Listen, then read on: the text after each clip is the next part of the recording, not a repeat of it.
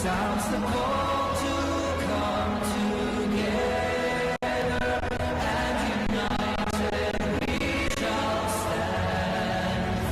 Let us live and strive for freedom in South Africa.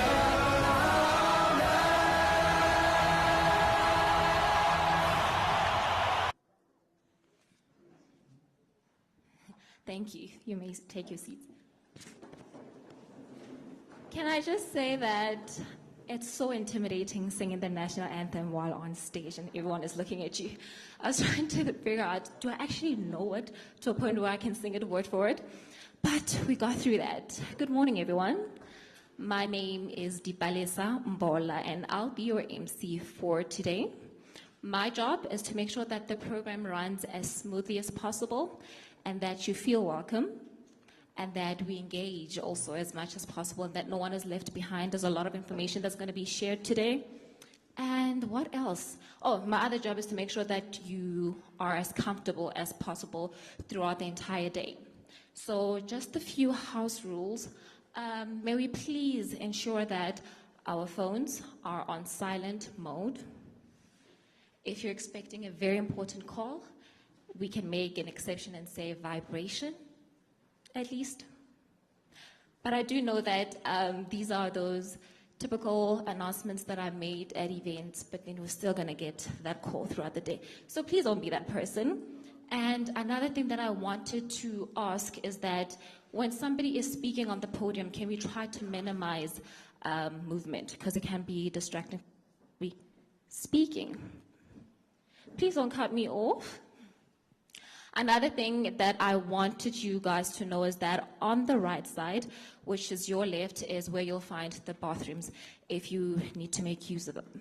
So now to help me do a proper welcoming and to also help me with observing the protocol, I'm going to be calling on the executive mayor of the Mangaung district, and that is the Honorable Olisi Sionzela. To the stage, sir. Thank you.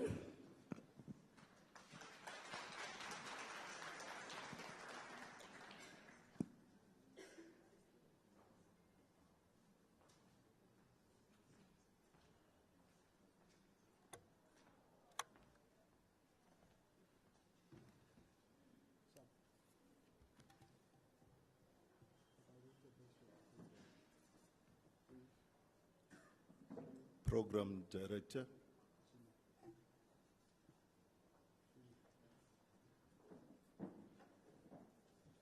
MEC, diplomats present, executive mayors and mayors, our premier in absentia, MPLs, officials from the Department of Culture and Human Settlement, distinguished members of the Diplomatic Corps, as I mentioned, government officials, distinguished guests, ladies and gentlemen.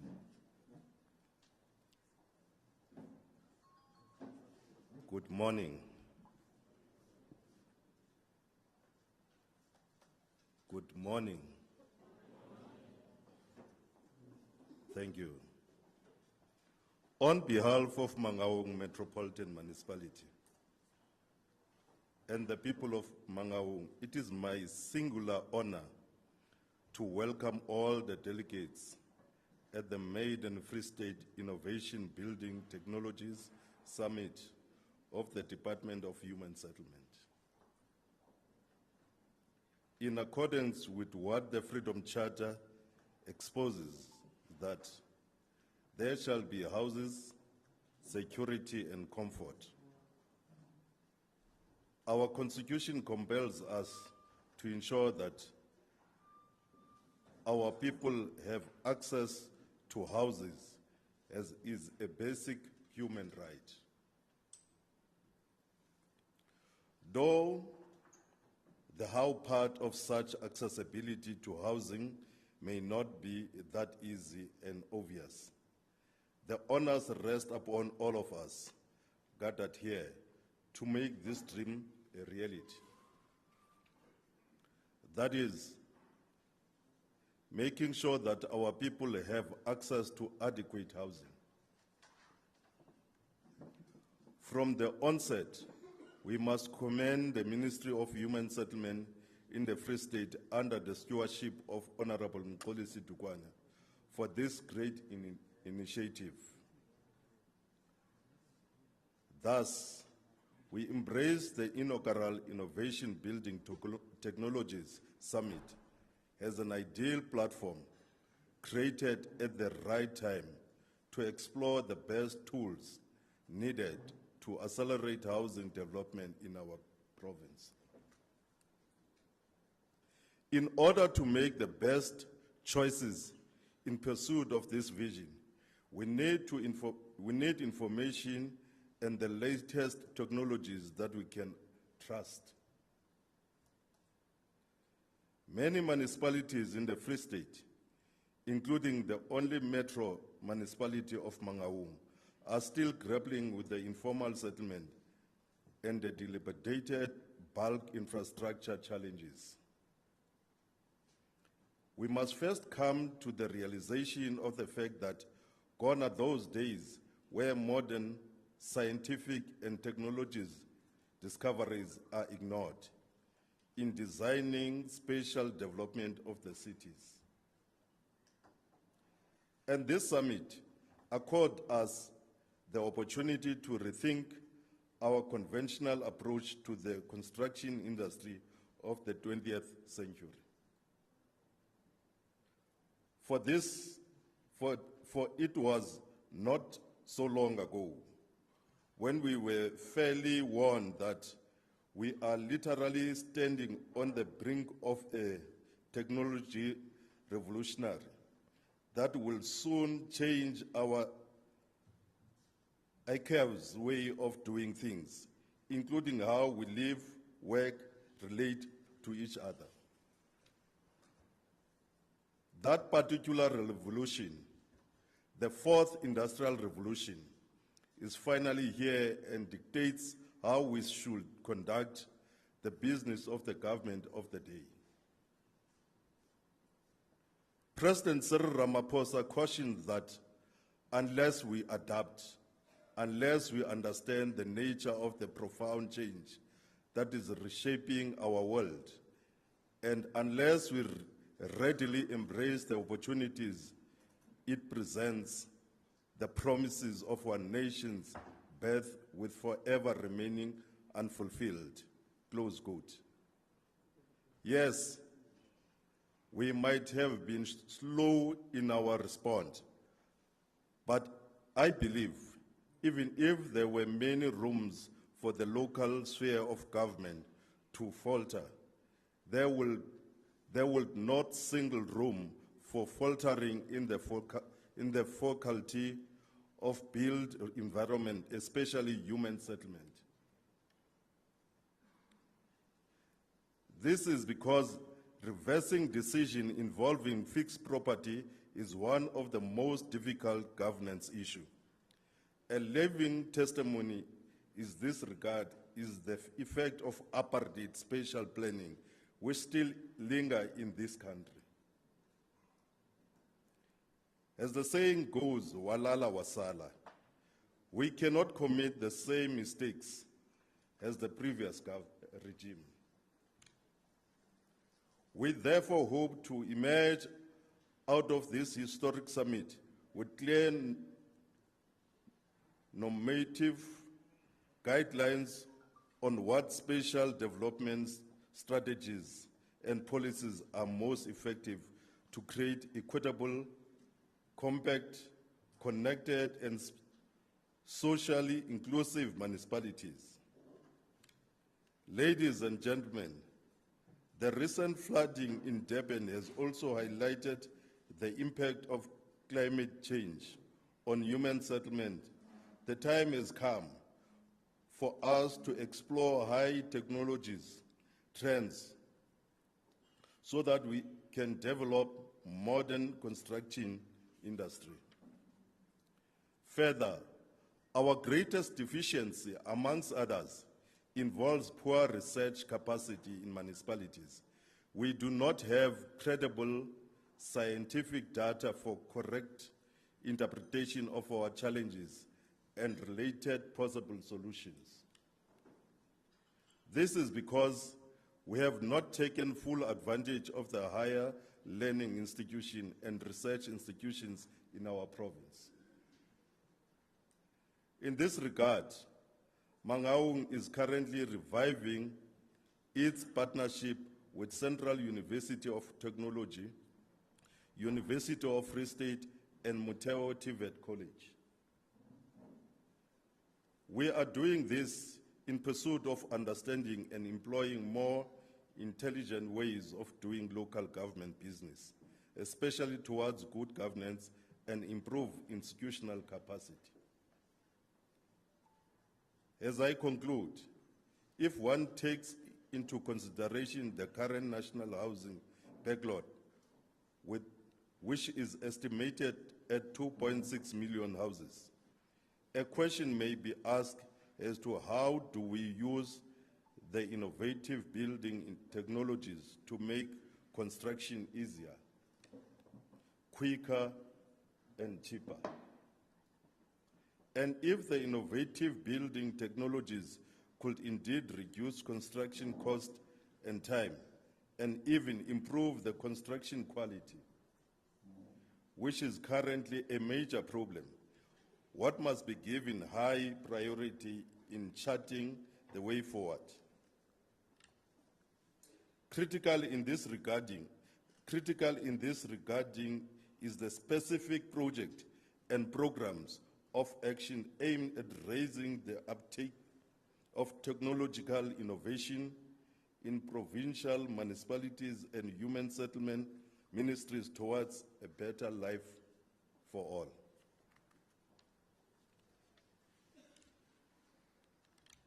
This could improve local government in areas of monitoring and evaluation processes, as such innovative technologies will enable us to track developments and report in time.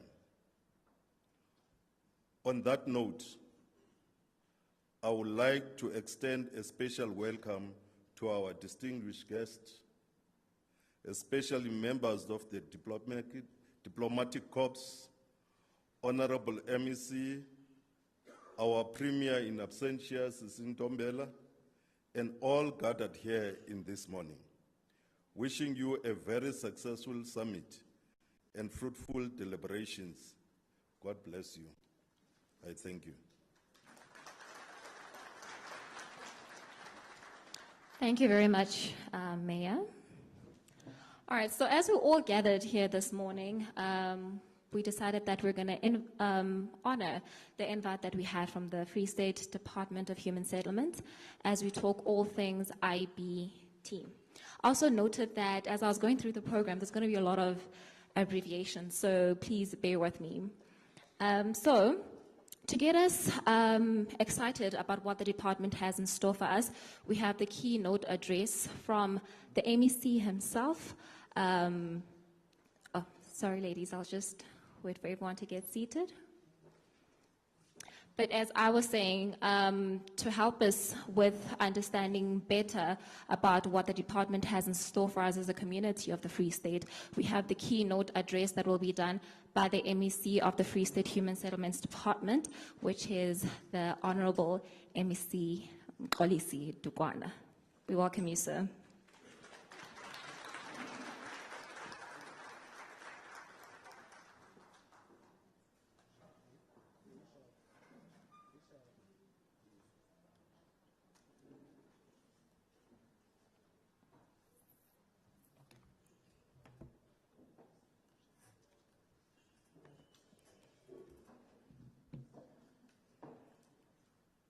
Program Director, good morning. Good morning to the representative of various embassies and trade missions, the representatives of development finance, institutions and commercial banks, the heads of departments and senior officials, our mayor,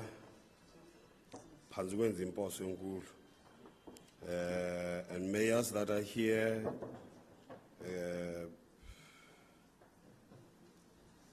this protocol thing, I'm told in diplomatic language is you cannot say all protocol observed. You've got to mention the protocol. Speakers, chief whips, councillors, honorable members, ladies and gentlemen, good morning.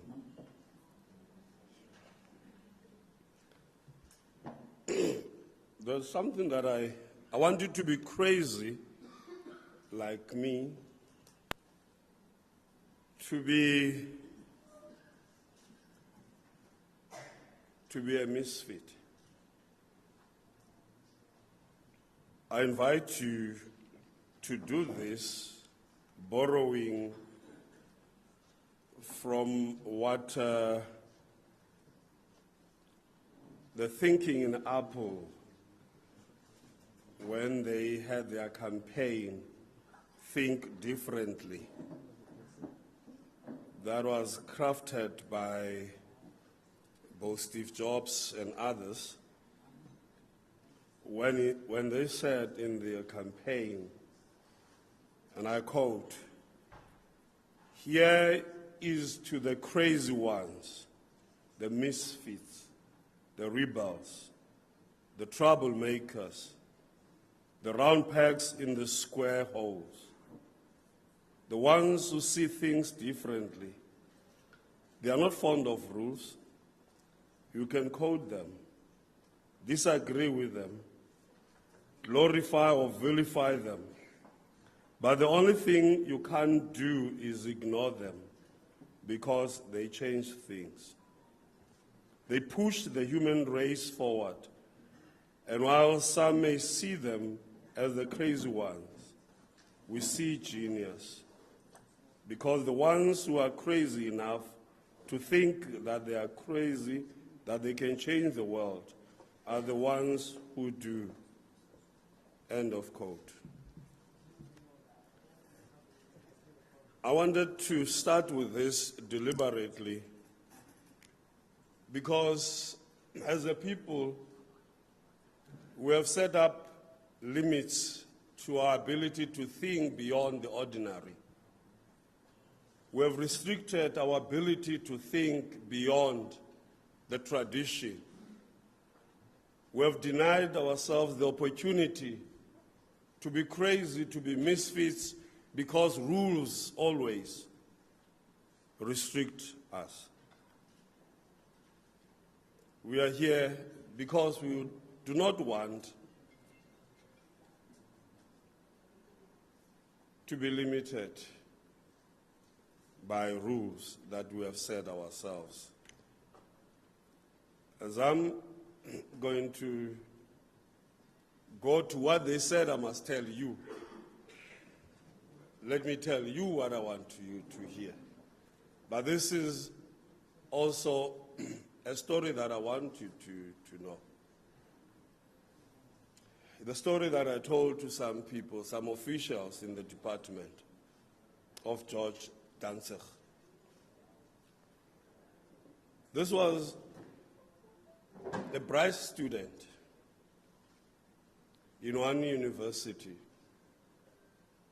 but who was always late for class, who was just a loner. So one day he came to class, and as usual, he was late. And then he looked at the board and he saw what he thought were problems that were to be the assignment. So he started writing them down, and then went back without talking to any person, and went and spent the day dealing with one problem and solved it. But then he realized as he was dealing with the other that this is no ordinary problem, mathematical problem. So he went on for 3 days, ultimately cracked it, and submitted his assignment. But as usual, it was late. So a few days later, the professor called George. As he was going to the professor, he was worried in his mind that he's in trouble again, that he was in trouble again. So he got there, expecting to be admonished, to be told that he was useless. The professor said, you know, you did history, you did something unthinkable. And he was surprised, and he said, you only had one assignment, one problem that was given to you as an assignment. The other one was not. It is a problem that actually was so difficult that it has not been solved for years. Even Einstein could not solve it. And they were surprised, and they say, you have solved it. It's a problem that has been there for years, and you have actually cracked it. The moral of the story here is, this man was not in class at the time. He was not in the lecture room when the lecture presented on this. Because what the lecture did, the professor did to other students, he put some limitations. He told them this problem could not be solved by Einstein. Then all those who were seated there believed that they could not think better than Einstein. So the limitation was put, and they could not go beyond that. So there was no attempt to solve the problem. None of them. Even George, if George was there when the professor presented, George would not have solved the problem, because a limitation would have been.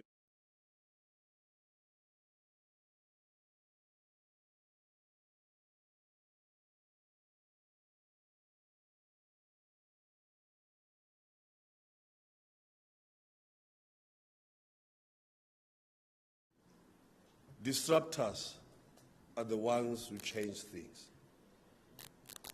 Conformists do not do anything. They wake up every day, do the same thing. You have a same routine, how you wake up, what you do every day, and you know it by heart. You don't even think. You don't realize that you are in a routine. But they challenge you that as we start this journey today, push all these limitations away. The alternative, or if you like, the innovative building technologies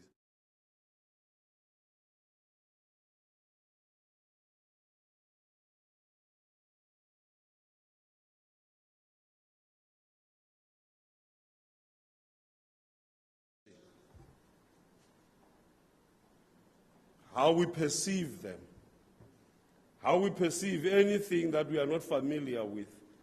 We set boundaries, we set limitations, and we do not attempt to solve it at all. Now I'm told, I must tell you this. You heard what I wanted you to hear, and that was my message to you. Be disruptors, be misfits, do things differently. Let's change this world. Now let me tell you what I was told to tell you, because they put you here and they tell you, go and read this. So I'm reading this for you.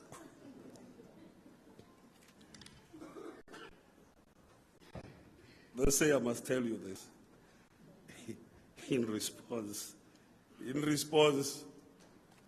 In response to the challenge posed by the increasing rate of urbanization around the world, interventions to promote the quick delivery of affordable and sustainable housing have been created.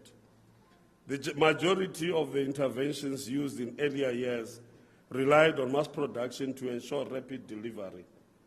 But with the difficulties of fast urbanization and technology breakthrough related to the sustainability debate of climate change, more sustainability integrations have been made to the materials of delivery of alternative, if you like,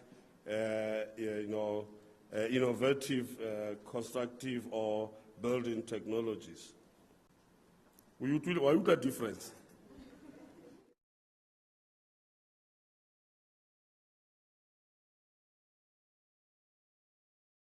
Tell me.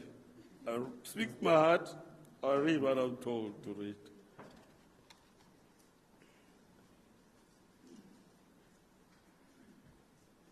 Ladies and gentlemen, a house is a capital good whose economic and financial quality is important to consumers.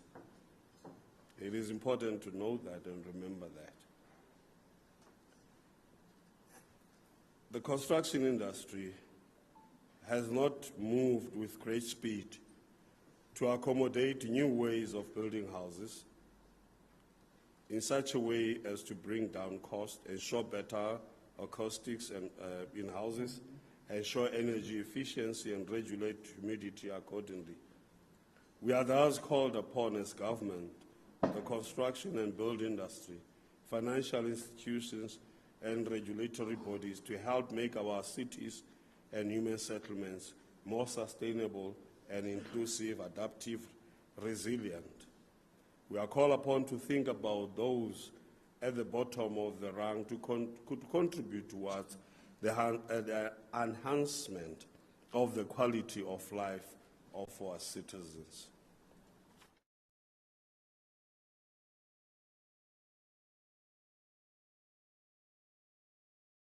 Endeavors of innovative ideas, culture, heritage, science, commerce, productivity, and the overall advancement of humanity. These interventions of different hues within the human habitat can only find relevance if they advance the cause of progressive humanism.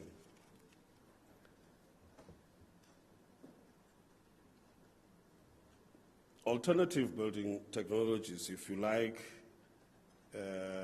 innovative building technologies, which include more cost-effective and environmentally friendly building materials and construction techniques, are being taken into account and incorporated into the production of housing in order to make it quicker, simpler, and less expensive to build compared to traditionally built houses made of brick and mortar.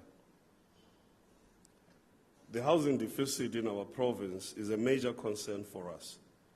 For government to tackle this menace, it must create more affordable housing units. It is for this reason we are taking these steps to provide a conducive environment for innovative housing technologies to thrive. We are doing this because we fully understand that these initiatives will help in bringing the housing deficit while enabling lower income earners to access decent, affordable housing.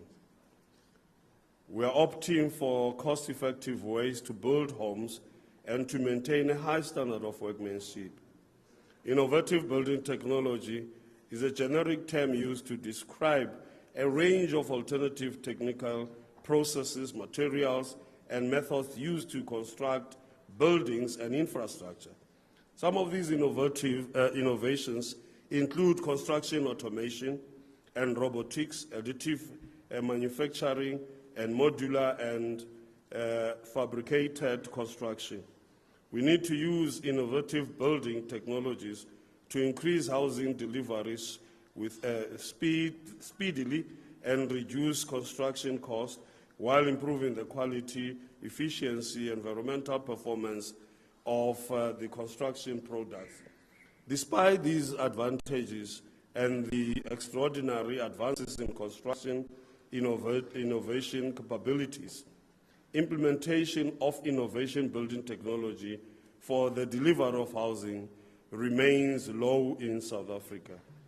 These low levels of consumer acceptance of innovative building technology by communities is the single most significant contributor to the lack of utilization of these technologies to deliver low-income houses. The inadequacy of housing provision presents a challenge for government, given that access to affordable and adequate housing is necessary for the well-being of communities.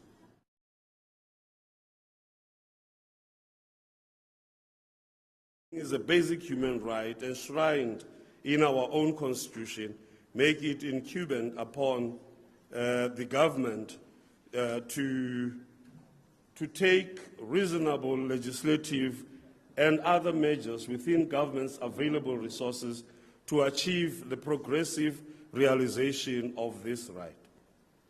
This constitutional imperative also forms the basis of all other housing policies and acts. It has led to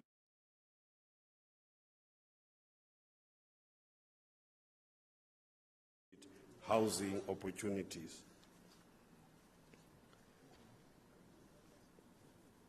Low-income households definitely require access to affordable housing, and sustainable building practices can be crucial to achieving this goal. In order to produce a healthy environment, sustainable construction involves implementing or utilizing ecological principles. Environmentally friendly building practices center on 6 principles: conserve, reuse, recycle, renew, protect nature, generate non-toxic and high-quality final products. By using sustainable development techniques, implementing energy efficiency, and applying green building technologies, sustainable construction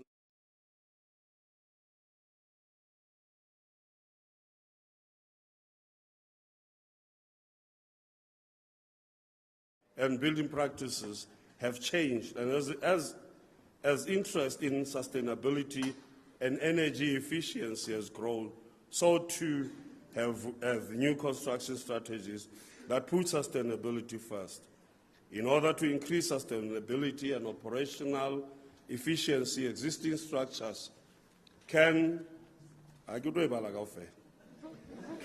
be upgraded with green building technologies. The materials used and the construction techniques are the 2 components of sustainable building. Wa bona ke skipile aga o re ke mo ke batla.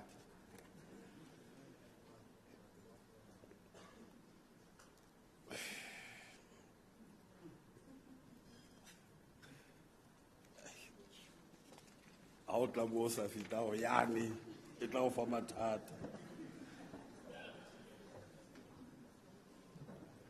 Program Director, allow me to express my unqualified support for Thokozile Gafta Mbele, who was arrested for trespassing an illegal occupation of land in the Muthaga municipality. She is 81 years old and is without a house.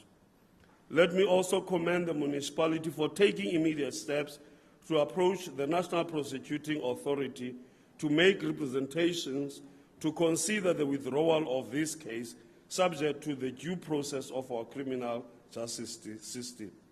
Having said so, I equally support our stance as government to take the necessary legal and other measures to prevent the illegal occupation of land. It is my wish that Mbele's plight should nudge and prod this summit to accelerate the delivery of houses in the Free State, while using innovative building technology so that Mbele and others who suffer like her should suffer no more.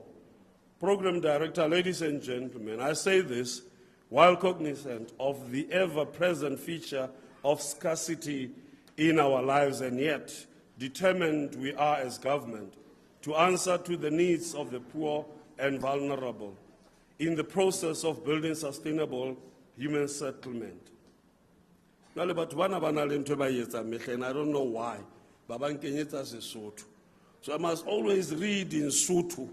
Ha ba se ba kenye Xhosa. Ba nkutlwa ba bua Sotho, ke bua Sotho ba nahana hore ke a se tseba. Ke se utlwa batho, jwale ba re ke se bale, ke a hana. Baahi ba Freistata, tabakgolo ke ena, re qadile. Ha re se re qadile, re keke ra hlola re hetla morao. Ha o se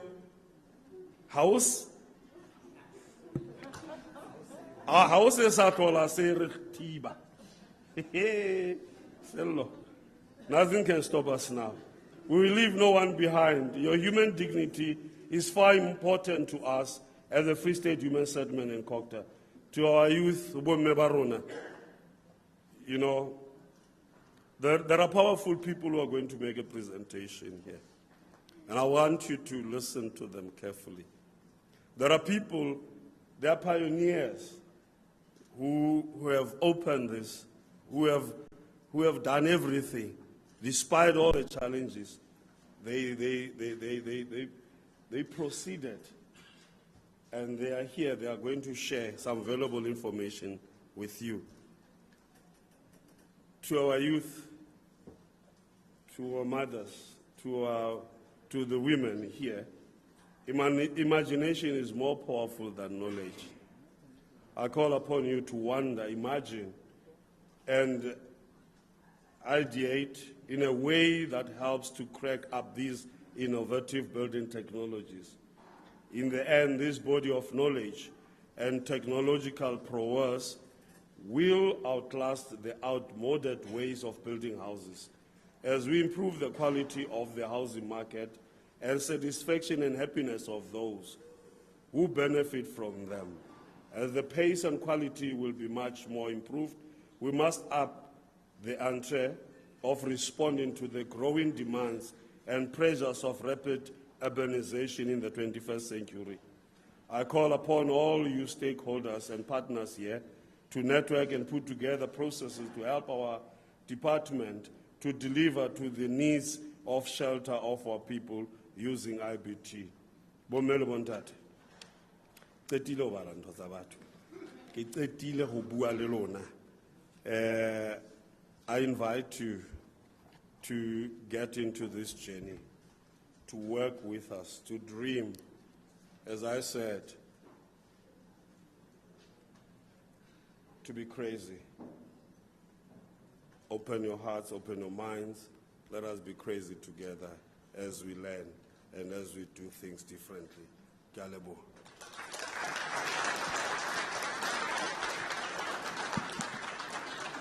Thank you. Thank you so much, MEC, for that wonderful address. I'd also like to state that I'm very excited that MEC stated about the daunting task of having to do a protocol. Apart from finding out just last night that my co-program director was not going to be able to make it today, the one thing that kept me up at night was the protocol. I was like, how do we do this? Because I know it can be messy, right, if it's not done correctly. So thank you again, MEC, for helping me with that, and for the executive mayor as well. I also wanted us to note that we are currently live on Free State Online. So if we are live, we need to behave, because the people out there can see exactly what's happening in here. And I also wanted to say that, also to encourage you that we must not be selfish with information. So if you can go to the Free State Online Facebook page, you can definitely share the link on your WhatsApps, on your Instagrams, and all social media platforms that you guys have. And I've noted that we do have our phones, because 5 minutes within me introducing the house rules, we completely violated them again. So I just want to say, for the people that have just walked in, please make sure that your phones are on silent mode or at least vibration if you are expecting a call, because it is disruptive, especially for also our online viewers. Also, on the social media part, the team today that is handling our social media pages, they did ask me to share with you the hashtags. Our hashtags for today are IBTFS or IBT, Free State IBT Summit, or FSIBTS. Should I repeat those again? It's hashtag IBT Summit or hashtag FSIBTS or hashtag Free State IBT Summit.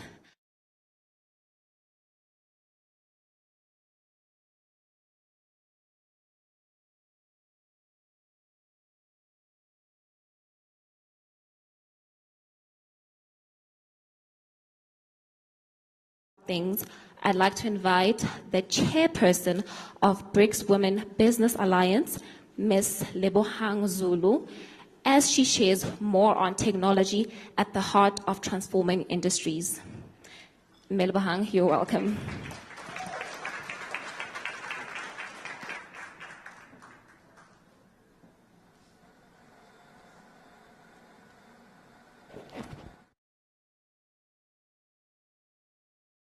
So, Program Director, you've already made me nervous when you said we're streaming live, so we've got to be careful what we say. And I'm thinking, my word, I might very well be very controversial today. But let's take it on nonetheless.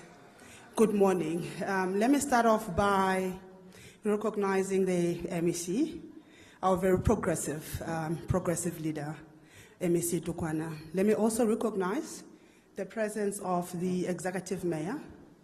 So each time I stand here with a fixed mic, I feel like I'm a politician, and I really don't want to be a politician. So I don't know if this is on. Can I just freely work with this? Thank you, Lord. Okay, perfect. I'm observing all protocols. I've been taught that level you do not say that. You've got to call them out. But yes, distinguished guests, colleagues, thank you very much for this opportunity. So MEC earlier on spoke about misfits and disruptors. Maybe I am one of those. In fact, I do introduce myself as exactly that. And I think as the black population, we actually should all be disruptors. I do not think we have much of a choice in the matter. And I will get to the reason why I'm saying that. So the topic I've been given today is technologies at the heart of transforming industries. The topic very close to my heart. A topic that says, hold on, what is history telling us? History is telling us that 1994 came. Before 1994, there were no black contractors in the formal economy space. Reality, one. All of us were bucket builders in our villages and our townships. Yeah? 1994 came, and our beautiful government introduced the tendering systems, transformation, empowerment programs, and. But 28 years later, we are here. And where is here? Here is a boom of a construction industry that the majority population who are playing in that particular sector are competing for only 10% of the market space. That's our reality. Which means our white counterparts who were in the formal economy space pre-1994 said, okay, so as there's too many of these black people and they're all registering construction companies with the BEEs and the tendering systems, we can't compete with them. Yeah? And of course they couldn't. I mean, there's so many of us. But they said, okay, let's hold on to the market. Let's hold on to the supply end of the market so that they go, they tender, they get the business, they come back and buy from us. And today we sit here and we wonder, why is it that we haven't grown as much. And instead of coming up with different solutions, we want to blame government. We keep saying inclusive economic participation. We keep saying women empowerment policies. Your government are not implementing. You write these nice policies, but you don't implement. Here's reality. The role of government is to create an enabling environment. It is not to implement a policy. Reality. Reality is, us as small business people should come with implementable solutions and say, government, here's a solution that we want to put on the table in order to ensure that we are actually empowered. Let government say no, then we can make noise. But anyway, that is just me saying politics. So as we charge forward, MEC, the point of the story, as we charge forward with innovation, myself, I do produce. I do have our own technologies. But as we charge forward, again, 95% of system developers in this country, Agrama has approved about 95 building technologies. Only 41 of those are active in the market. 95% of those are actually sitting in the hands of our white counterparts. Today in this room, we are engaging as the black population. They're not here. They're standing somewhere, lingering around, waiting. Let the black people for those system developers. And you'll be proud. You'd be happy. I'm a board member. So we keep talking BEE, but we're happy to be fronting for people. Some of us sitting in this room are going to be the very same people that are going to block technologies developed by black people because we do not believe black people have the capability to move forward. I think we need to transform ourselves first before we can look at transforming industries. Really, that's the moral of my story. So as part of the, okay, so how do I operate this? There you go, technology. So as part of transforming industries, I want to talk about Africa for a second, because we're part of the Africa Free Trade route. So Africa, many, many years ago, went to I have a missile. I need you to help me with tools to launch my missile for the benefit of my people. What is this missile? This missile is my land. This missile is my people. This missile is my resources, my commodities, yeah? And the world said, Africa, we're not going to do that. I'll give you aid because your people are hungry. I will give you bandages because your people are hurt. I will not give you tools to launch your missile, yeah? In the meantime, I'll give you aid and I give you bandages. I will take your missile bed by bed apart. Yeah? So you never get to launch it. That's reality. So the scramble for Africa is as real as anything.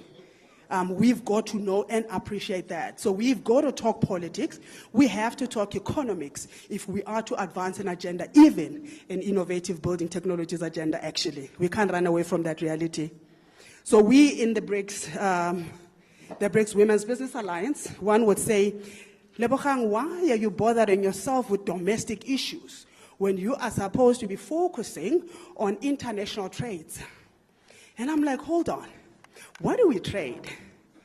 A, you trade money, which we don't have, so we can't trade. B, you trade services. C, you trade products. So we do stand a chance of trading services and products. But which products? Already, large corporations and multinationals in this country are playing in the global